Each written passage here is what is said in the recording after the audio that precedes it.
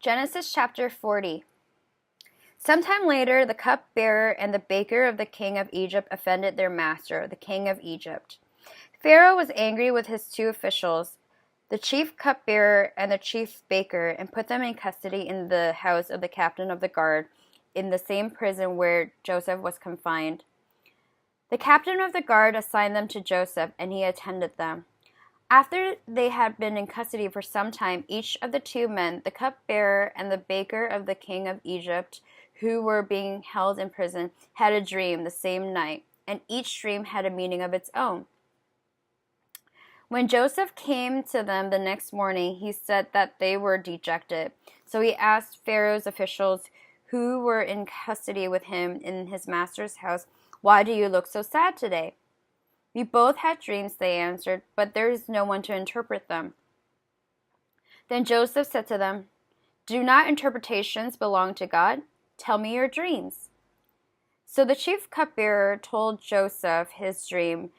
He said to him, "In my dream I saw a vine in front of me, and on the vine were 3 branches. As soon as it budded, it blossomed, and its cluster ripened into grapes. Pharaoh's cup was in my hand, and I took the grapes, squeezed them into Pharaoh's cup, and put the cup in his hands."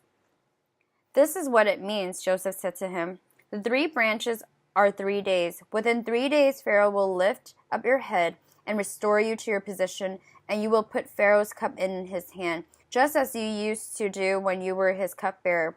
But when all goes well with you, remember me and show me kindness. Mention me to Pharaoh and get me out of this prison. I was forcibly carried off from the land of the Hebrews and put here. I have done nothing to deserve being put in a dungeon."